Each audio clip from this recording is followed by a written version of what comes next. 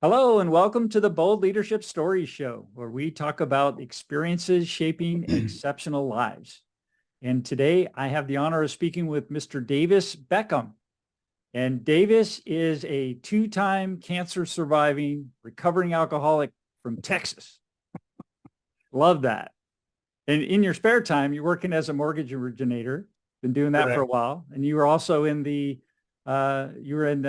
restaurant business for many years. I was, yes. You got maybe some great stories to share from there, from that experience too. Uh, So you went to SMU on an Air Force scholarship and you got a business degree and you were focusing on real estate and finance. And so it looks like you pretty much stayed in that world. At least you got back into it after restauranting. yeah, I thought I was going to be a fighter pilot. And when I was going to school on the scholarship, right to I guess it was the end of my junior year, um, in Vietnam had just ended and they had all these pilots coming back. So they decided that they needed to cut back on the number of pilots and they raised the eye requirements. And even though I was top of my class, all of a sudden my eyes didn't pass anymore.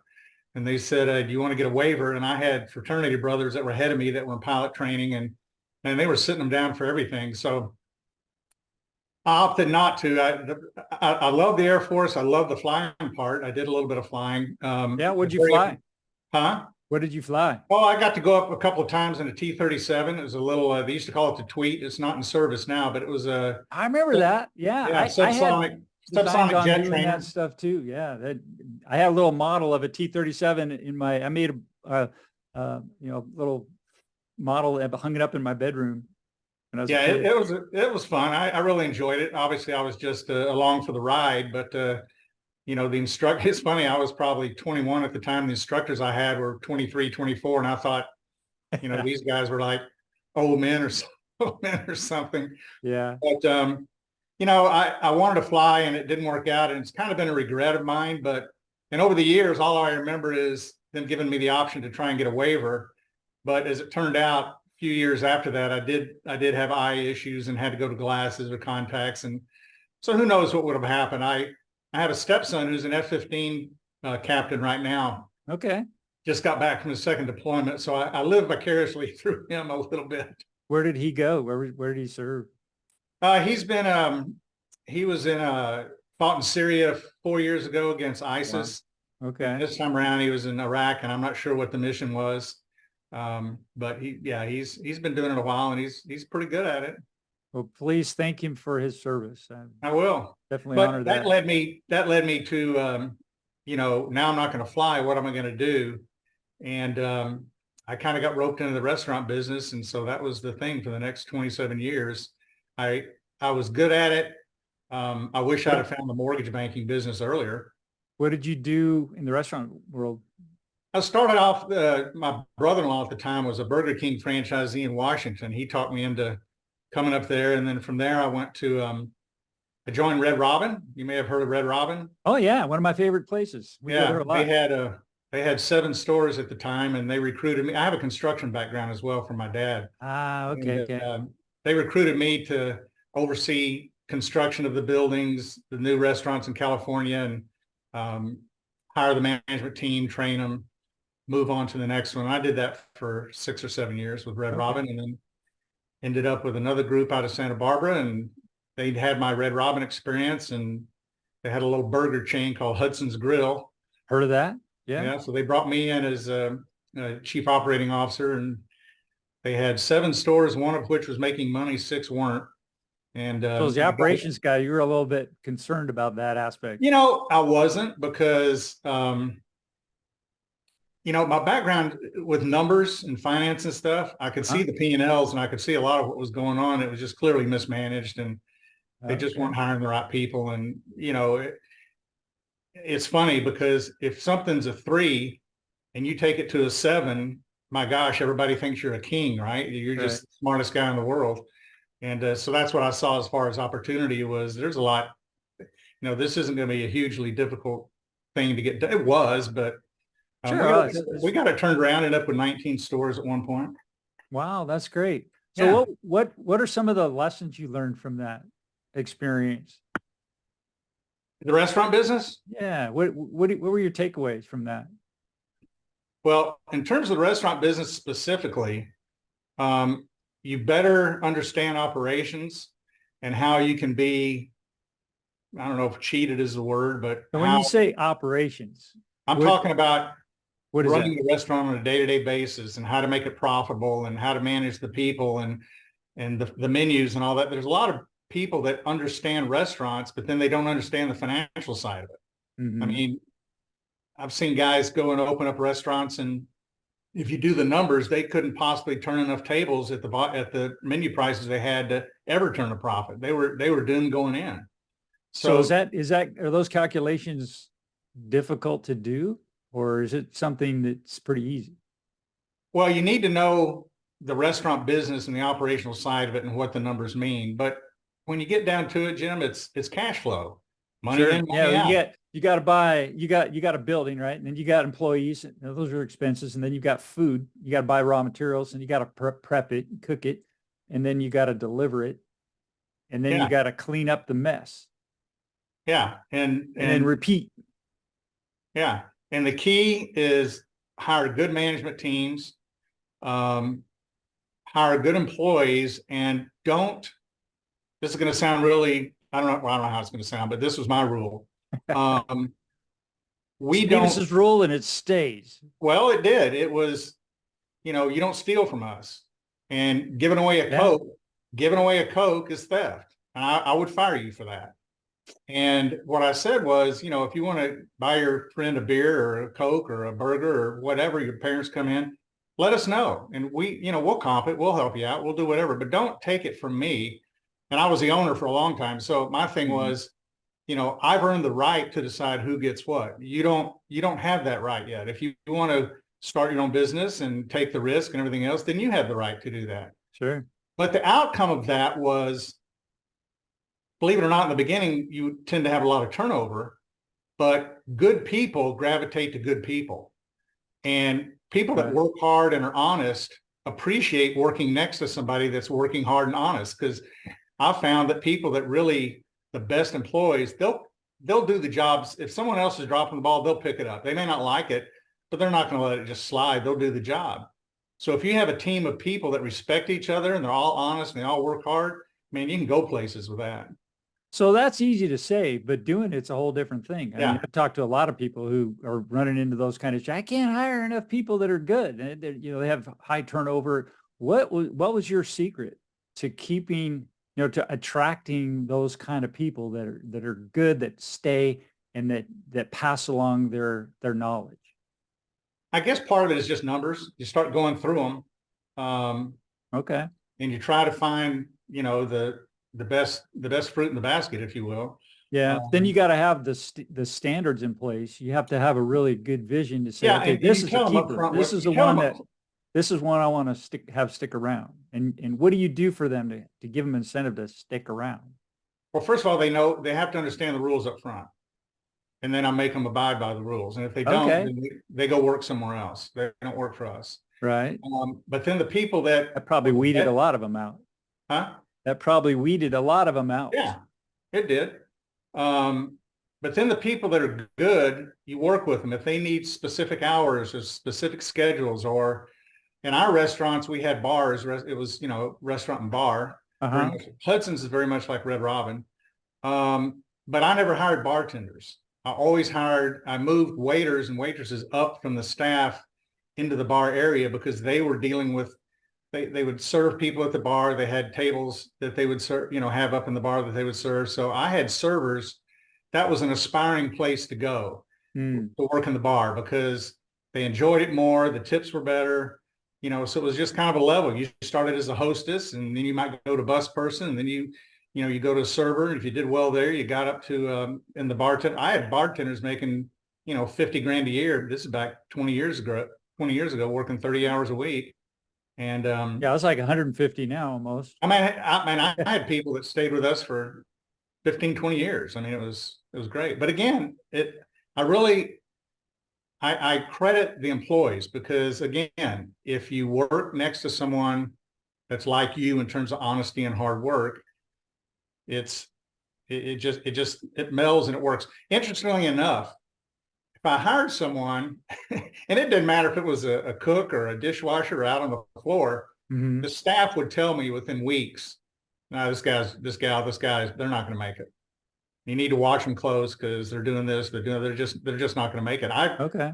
The staff usually told me what was going on in terms of that kind of. Well, that says a lot about you right there. Well, let me back up. Having that trust. I say that, generally speaking, I was running 15 to 18, 19 stores. So if I was in the store or something, they were telling me, or they were telling their general manager or their assistant managers. But that was my thing handing down was this is how we're going to operate. And it's just the way it is.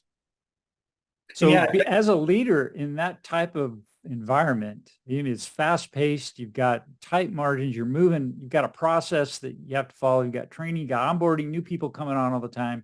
And then you're evaluating their performance and making a decision on them like real quick, whether or not they're going to stick around, and then just keep this whole thing moving all the time. Plus, oh yeah, we got customers coming in. We got to make them feel good. And doing all that takes, it's like maybe the chief in the Navy. So the chief runs the ship, right? So, and they're kind of known as the tough guy, the hard nose, and people respect him because they treat their people well, but they're tough on them. And it sounds like you're that type of guy. Yeah. Where did you learn that? I didn't learn it. It's just kind of who I am, I guess. I'm big on character. I'm big on personal responsibility. It bothers me when people aren't responsible for themselves. And I just tried to set the path for people and then let them, you're an adult, you need to be responsible. And this is how you do it. It's interesting. The Hudson's Grill, they were going to have a reunion a couple of weeks ago and it got canceled I'm not quite sure why. But I know one of the young ladies that was going to be there, I've run into her years later, and she was someone that I had to fire just because she could not show up on time. She just couldn't. She was a pretty good employee, but she just couldn't show up on time. And the problem with that is that if I let it happen, then other people, well, she doesn't have to show up. Why do I have to show up on time? That kind of a thing. Right. I ran into her several years ago, and she actually said to me, she introduced me to her husband. And she said, this guy right here, he saved my life because I was just wayward. I didn't know what I was doing and I wasn't responsible. And him firing me from the best job I ever had, but he sat down and told me why and what I needed to do to improve. She said, that changed my life. And I was touched. I was like, man, I had no idea. That's pretty cool, Yeah. So, you never know who you're going to touch. You're building a legacy every day. Yeah. And that's a great story and a dedication to your efforts. It's like you established the standards, and they're high standards. And I think in any business, you have, my personal opinion is you have to have that, and you have to have, one thing you were talking about have all these things happening and guests coming in, and it's a fast pace and this and that. It's interesting because I've never heard a person leave a restaurant and say, man, the music level was just right. The air conditioning temperature was just right. And the floor was clean and the tables were bussed. I've never heard that, but I've heard them leave the restaurant and go, that was terrible service. Or, man, I was freezing to death. I needed a code. Or the music was so loud, or there was no music. And I felt like I had to whisper, so you got to get all those little tiny things right. To set the experience for the guests. And if you can do that, you'll be successful. But it's nothing I can do. I have to have management and employees and everybody understand the focus and the mission so that everybody would do that. Sure. And that could be, I think that translates to any business really, when you think about it. Sure. Yeah. You got to have, everything working. It's got to be an orchestra. Everybody's in tune and working to the same goal, for sure. And then while you were doing all of that, you had cancer 2 times. Tell me a little bit about how that came about. I had actually transitioned from restaurants into mortgage banking. I went through a divorce that I didn't see coming. And Mm. I had some, I won't go into all the details, but it was a struggle. Yeah. Oh, I've been And there. I yeah, did that once. and a guy that used to eat in my restaurant all the time was a mortgage banker, very, very successful. And he kept saying, he would talk to me about things, and he did a loan for me. He Yep. said, you're the only one that really understands the numbers, Okay. which was funny because I didn't think I understood anything. I mean, I was like a deer in the headlights, really, when he was talking about some of that stuff, but I guess he thought I did. Hmm. And he talked me into coming to work with him, and he trained me, and that got my start. But in 2000, when was it? 7, I just started the mortgage business. That number 2008 comes to mind in Yeah. the real estate business. Well, So, yeah, I started right before it. I never got to see the easy part of mortgage banking. right. Yeah. Because everything 2008, everything Yeah. just So vaporized. in 2007, I literally had just got my license, and I was driving to my first meeting with a real estate agent to try and get her business and whatnot, and Uh-huh. help see what I could do to help her out. And I get a phone call from the doctor who I had an exam, and he said, "Well, I've got your results." And I said, "Okay, what is it?" And he goes, "Well, you've got cancer," Mm. which didn't want to hear. And I said, Uh, "Okay, what do we do next?" "Well, you need to come in the next 2 or 3 months, and we can look at this and look at that." And I said, "Nah, do you have anything open next week?" yeah. Let's get this done. I'm not one that procrastinates about stuff like that. Yeah. And yeah, so I went in and ended up having the surgery. That was May. Ended up having the surgery in October, and was told everything was good, and quality of life issues weren't bad. So I made it through, And then Uh-huh. 2011, I was doing my testing, and it showed it came back. Mm. So then I went and did a series of radiation, and I've been clean ever since. So Mm. knock on wood. Yeah. Thank God, huh? Yeah, I tell you what, for me, it was challenging. I felt bad for my daughter. I think she was pretty scared in the beginning. I bet. Um, Yeah. How many kids do you have? I have one daughter, and then I have 3 stepkids Oh, with my very good. with my current wife. But Yeah. for me, man, if you're gonna get cancer as a man, you want to get prostate cancer because you can treat it. Don't Anybody out there listening to this, don't wait. Go have yourself checked and do something about it because it's not the end of the world. I can tell you that. Yeah. Well, it's good to be able to say you survived it. Yep, Still smiling. absolutely. I Yeah. look forward to birthdays.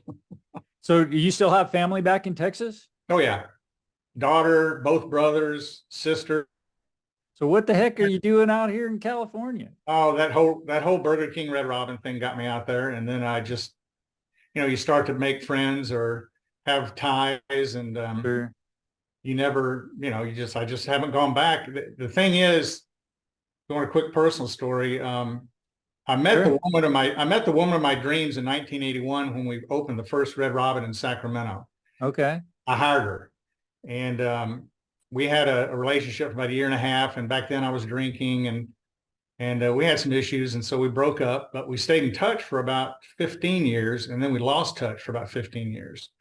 And I knew she got married, and I got married, and I ended up in that divorce in 2005. But she was always the one that got away. I never quit thinking about her. She was from San Diego.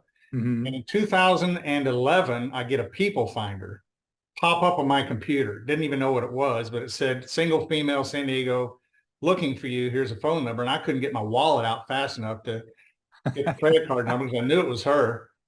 And about the time I get the credit card number out, I see in the little box that she posted it in 2006, 5 years earlier. Wow. So now I fall off the ceiling onto the floor. Yeah. But I call her, and it was her, and we talked for a while, and I didn't know that I was the one that got away for her. And we got back together in 2011. We got married in 2017, and it's been great ever since. A That's 30-year fantastic. absence. 30-year absence, yeah. Well, hey, That's why I'm still here in California, because she's from San Diego and she has a career, and it's fine. very good. So the mortgage origination that you're doing now, is it commercial or residential or both? 100% residential. Okay. Yeah. First, anybody who wants to buy a primary residence, vacation home, investment property, 1 to 4 units.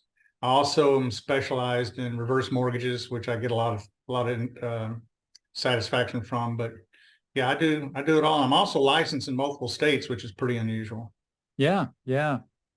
So what is it about, um, you say you work with self-employed individuals. Why are you focusing on that market? Self-employed, Yeah. because I was one for so many years, Okay. and it's difficult for those folks, and to get loans a lot of times. Their focus when it comes to, and the only way you can get a self-employed person qualified is through the tax returns. That's the only thing Fannie, Freddie, FHA, VA look at in terms of establishing consistent and reliable income. Right. But their goal is to use every legal means possible to cut their expenses, right, and Sure. show as little profit to lower the tax liability. And God bless them. I mean, I do the same thing. I mean, it's all legal. That's what you do. Sure. Obviously, to get a loan, you want to show as much income as you can. Right.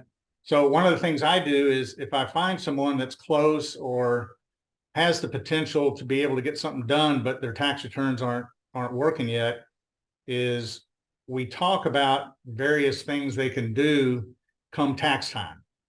And this is I'm not a tax guy, so their accountant has to be very involved. They're a tax professional. But maybe it behooves them not to take, it's against the law to take more expenses than you really have. Sure. Yeah. That's basically called fraud. It's not against the law to not take all the expenses you have and show as much income as you need. So we work out situations where maybe this year it behooves you to not take that extra 30,000 or 40,000 or 50,000 in expenses so that you can show the income to get a home. And then we have the tax professional run through it to see, is owning a home going to benefit that much with the mortgage interest deduction and the property taxes and whatnot, and then next year go back to their normal thing. So we work out that scenario, and a lot of times it pays off. Yeah, and I just have a thing for self-employed people. A lot of times, like in my case, I made okay money, but you can't really compensate a self-employed person for the risk they take. You really can't. And I get it, and I feel for them. And so I not to get political, because I'm not political. I don't have a party affiliation, but somewhere along the line, it seems in this country, it's become almost a crime to be successful. And so there's a lot of roadblocks, I think, for self-employed, particularly the little guy who can't have the attorneys or the whatever to go out and fight battles or whatnot. So, if I can help them get a loan and get in a home, and get on that appreciation train, which I think is huge. Yeah, I like doing that. Excellent. So you like to go fishing, I hear. I'm a freshwater bass fisherman. Yes. Where do you go around here to go freshwater? Not that I want to for you to give away your secret places, but where do you like to fish? My home lake right now is Diamond Valley. It's out near Hemet. Oh yeah. Okay. Yeah. Do they stock that? They stock it with trout.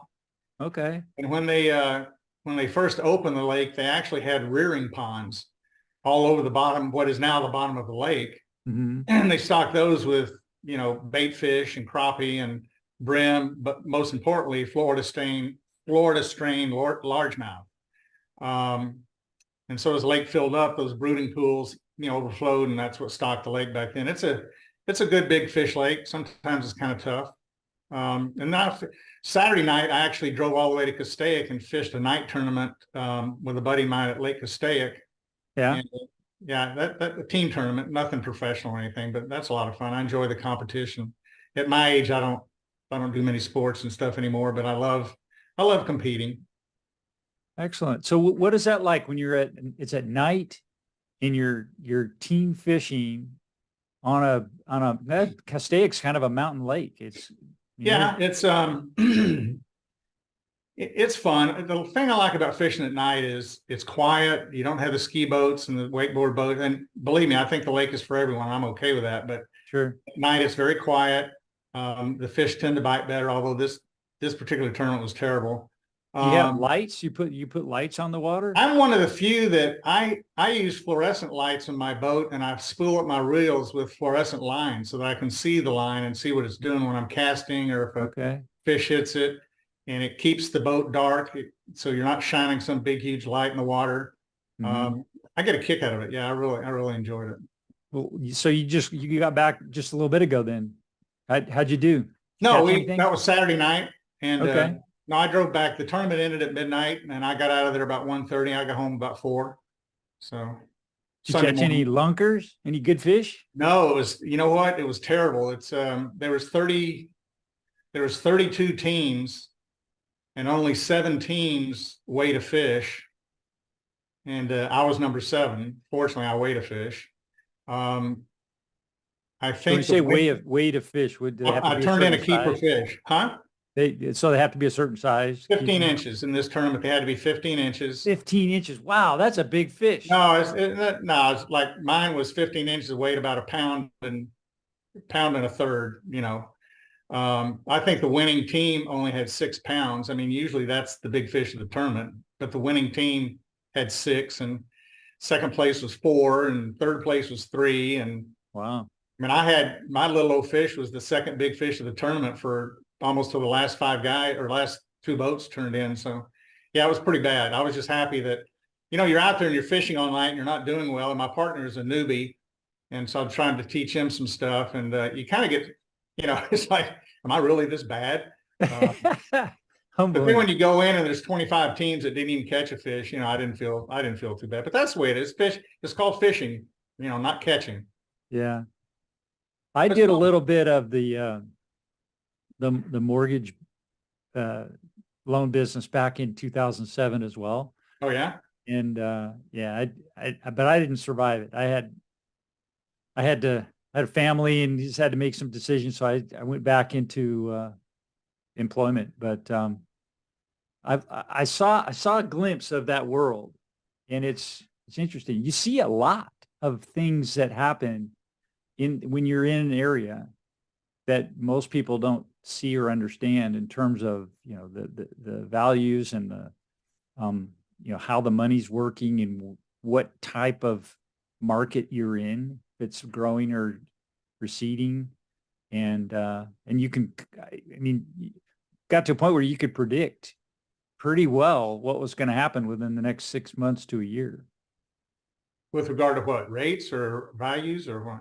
Well, just like the total market, man. Back then we saw that 2008 was coming, and nobody wanted to admit it. I agree. But it was coming, and it's like, no, it ain't gonna, no, it's not gonna happen. And bam, it happened. And it was horrible for a lot of people. So what are you seeing? Get your crystal ball out now. And what are you seeing coming down the road at this point? Anything you could share? Yeah, absolutely. First of all, this is not 2008. Mm-hmm. And I think the internet, I see all these gloom and doom things. It's not 2008. In 2008, we have a ton of loans that were, no asset, no income shown, 100% financing, subprime. Yeah, you blow on the mirror, you lie. That's it. Not alone. Yeah, and it's not like that today. The mortgages that are backing up the industry today are all pretty darn strong. So that's number one. Number two, this thing about, I hear a lot about values are going to just crash, home values. Mm-hmm. And I just don't see it. And the reason I don't see it is this. Last summer when the rates jumped up, and I've never seen rates jump so fast. I mean, and it literally killed the real estate market within 2 weeks. It went from 10 offers per home to people dropping prices, trying to get any offers within 2 weeks. I mean, it was incredible. Mm-hmm. But the way I like to describe it is, yes, the demand went away in terms of people sitting back and saying, well, I'm not paying 6% or 7% or whatever, but the desire didn't go away. Right. People still want homes. They just were nervous about the rates and whatnot. Right. And now that they understand and they're kind of past the idea that, they saw 7.5, we were flirting with 7.5 for a little while. Now they're in the 6s. People are starting to come out again and look. And I think the desire that was still there is starting to turn into demand, if that makes sense. Mm-hmm. Mm-hmm. And the problem, though, is there's so many people out there with those. I mean, I refinanced my entire database out at probably under 3.5, some in the twos. Those people don't want to give up those rates. Sure. And so you don't see a lot of inventory coming on the market. So it's just about supply and demand. As the rates start to come down and you see this demand start to pick up again, but there's no inventory, well, that's going to support prices. Now, you're going to have a region or different parts of the country that aren't like that. But in terms of Southern California, that's the way I see it. I don't see prices dropping. I don't see them skyrocketing, but I think 4 or 5% is going to be, appreciation is going to be where it's at. Now, as far as rates go, I absolutely see them coming down. And the reason is, contrary to popular belief, 15, 30-year mortgage-backed security rates, as you probably know, they're not tied to what the Fed is doing. The Fed fund is a short-term overnight rate that basically banks pay to each other to meet their reserves. That's basically, in a simplified way of saying, the guideline, right? Mortgages are different. Mortgages rates went up because inflation went up. Mm-hmm. As inflation starts to come down, which it will, you'll see mortgage rates come down. Sure. So, a couple of months ago, the Fed was still raising rates and inflation was being reported as dropping and the rates dropped. So I see us being in the 5.5 to 5.75 range for a good 30-year fixed, 20% down type mortgage. At the end of the year, we could be flirting in the high fours in 2024 sometime. I don't know. But the 2s and 3s, those are gone. I don't think you're going to see those, partially because that wasn't real. The Fed was doing something called quantitative easing, and they were purchasing mortgage-backed securities like they were going out of style, which created low rates, and they're not doing that. So, but I see demand. I mean, I see values in homes continuing to appreciate a little bit, and I see rates coming down. Cool. Yeah, but the first house I ever bought was in Mission Viejo. It was a 950 square foot 2-bedroom. We bought it for $117,500, and the interest rate was an AITD wraparound. So 2 loans, and we paid 17.5%. Oh, yeah. But that was the going rate. Jimmy Carter was in office. Yeah. And inflation was high. And when people complain about 6.5% now, I'm like, I know. And you know what? One of the things I kick myself for not doing is keeping that house, because it's worth probably $1 million now. Jim, one thing I talk to clients about, real estate agents about constantly, is I'm on this mission. We all are focused on rates. Realtors are focused on rates, mortgage guys, the clients, the media, everybody's focused on rates. You need to be focused on appreciation, because it's just like you say. I mean, I did a thing for a guy not long ago, and he's wanting to wait to buy. And I said, if you get in there and buy now, there's not the competition you're going to see in 6 months. You can refi to a lower rate later on. Let's say you were, at the time it was like 7.5. And I said, okay, if you go at 7.5 right now, instead of 5.5, like you try to wait for, I think it was going to cost him $12,000 in more interest. But over what, 30-year period? Over a year, 2 years. I forget exactly the time frame. I think it was a year, the first year. Okay. Now the flip side was, even at a conservative 4% appreciation rate, that was going to be $25,000. So he was doubling his money just in the appreciation. And this is what I try to train people on, is I'm not a particularly good salesman. I'm a real good producer. I mean, I understand the nuts and bolts of mortgages. Marketing is not my thing. I'm usually one of the top producers at the company, but not always, because the sales thing I don't know. That's interesting. Can we explore that for a minute? When you say, because I'm a sales guy. Yeah. I've sold my whole life. And it's interesting when people say, well, I'm not a sales guy. And why do you say you don't like the sales part? What is it that you don't like? I didn't say I don't like the sales part. I guess what I'm trying to say is that I'm not one that's out there trying to figure out a way to word something to get somebody to buy something. I view myself as a consultant. Well, that's how I would describe myself too. Okay. Even though I am a sales guy. Yeah. you know, but it's okay. So anyway, go ahead. I describe myself as a consultant. I mean, Yeah. Okay. Yeah, me too. That's how I like to get people involved with something. It's a win-win for everybody, and there's a long-term relationship that's built. It's not, I'm not going to get you into something that you hate in a week, and then you are looking to hunt me down. Right. To, that's not my kind of program at all. So, well, my point was about that little story is not that I was trying to trick him into buying something now. I mean, I need to eat in 3 years too. So if he comes to me in 3 years, I'm still getting a deal out of it. Sure. My point was to try and take care of my client and get him to understand the rate versus appreciation dynamic and the fact that I think it is a good time to buy because rates are going to come down later and we can refi you into something else. But if you get out there right now, you're on the appreciation bandwagon, number one. And number two, you don't have the competition today that you're going to have in 6 months or 8 months from now. You just don't. Yeah. So it's being smart. I think so. And we are starting to see it pick up out there. Yeah, and it will. I mean, it's a cyclical thing, and you got to, sometimes you can't pick the cycles that you're in. You just got to do what you do. Like when we bought our first house, it was, it was horrible. 17.5% was like, ugh. But right after we bought that house, the market tanked. So the value of the home went from 117.5 down to 108. Wow. We couldn't sell it. So we had to wait. And so we just enjoyed our time in it. Yeah. It was about 8 years, and we finally were able to sell it. We made money on it. And, it was a great experience. So it was just one of those things. You just get in the market, and we ended up buying a bigger house. The next house was bigger, and, you're in the door. Yeah. So that's a good thing. So you got to get in the door first, though. Yeah. Yes. Well, Davis, gosh, the time always goes so quick. Tell me about your future. Where are you headed? What's next for you?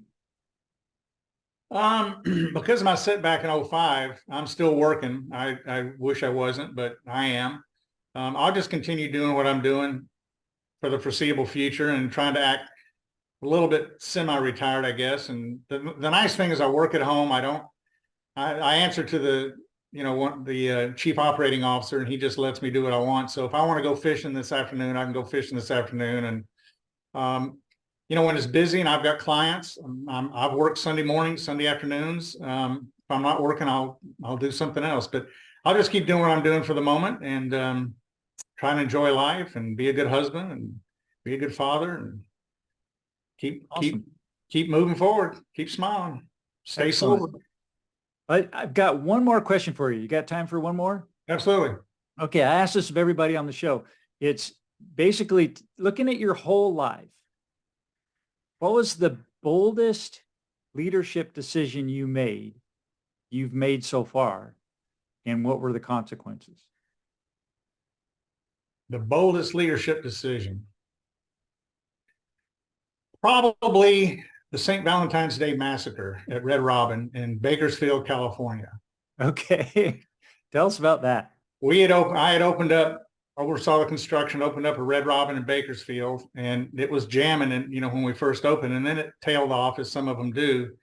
And we ended up with this, profitable, very profitable sales level, but not what it was. And at the time I was trying to be Mr. Nice Guy and give all the employees the hours they wanted or keep them all employed. The problem was morale was going down the tube because no one was getting the number of hours they wanted because I had way too many people.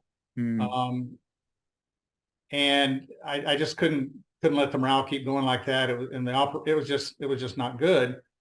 So what I did was I figured out how many people I needed based on how many hours everybody wanted and whatnot. And I went down the list and I drew a line at a number. And those below the number had to get let go. And I think it was, I want to say 20. It probably wasn't that many, but it was a lot of people. And I did it quick in one day. I brought them all in one by one and told them I was sorry and this, that, and the other. Prior to that, I had gone out in the community to other restaurant guys that I knew and gals, asked what their needs were.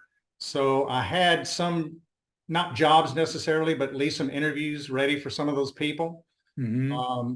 but yeah, I cut a lot of people in one day. And the next morning I had an employee meeting and I said, just so everybody knows, the bloodletting is over. I'm not firing anybody else. You made it. You're the ones I'm sticking with, and you're going to get the hours you want, and we're going to move forward. And morale jumped literally within 2 hours. I mean, but it was hard. I mean, I didn't sleep the night before and 2 nights before, and it was, you're talking about people's lives. I mean, they're trying to pay rent, they're trying to make car payments, and just to put them on the street is tough like that. Like I say, I tried to get as many jobs or openings to people as I could when we let them go, but that was probably the boldest, and it helped. I mean, it helped morale and it helped profits virtually immediately. Yeah, well, yeah. Thank you for sharing that. I think sometimes what people forget too in those situations is that if you didn't take that step, what would have happened, do you think? Well, I probably would have lost my job. Okay. And the restaurant might not have made it. Right. I mean, just so nobody works. right. You have to, like I said, you have to be profitable and you have to have a good sound operating business. And you know what? And this is going to really sound bad, I guess, or that ice water in the vein thing. But if I needed 25 people and you're number 26, quite frankly, that's on you. I mean, maybe if you worked a little harder or put a little more effort, something to be number 24, you wouldn't have lost it. I mean, again, that's that personal responsibility thing. Now, was I the one that made a decision? Yeah, but I wasn't the one that put you 26. You could have been 10. I don't know. And again, that's that hard, cold thing. But if you're gonna run a business and you want to be profitable so that the people that do work there, have a good living and are happy and whatnot, you got to make those tough decisions sometimes. Sure. Yeah, it's that personal responsibilities is and doing a really good job and earning your keep. Yeah, those are all good basic things to learn. Supposed to learn when you're a kid. I think. I do too. So, well, Davis, thank you so much for spending some time with me today. And well, thanks for having me. I really appreciate it. Oh, yeah, this is great. I'm looking forward to sharing your story. All right. So we'll talk to you soon. All right. Take care.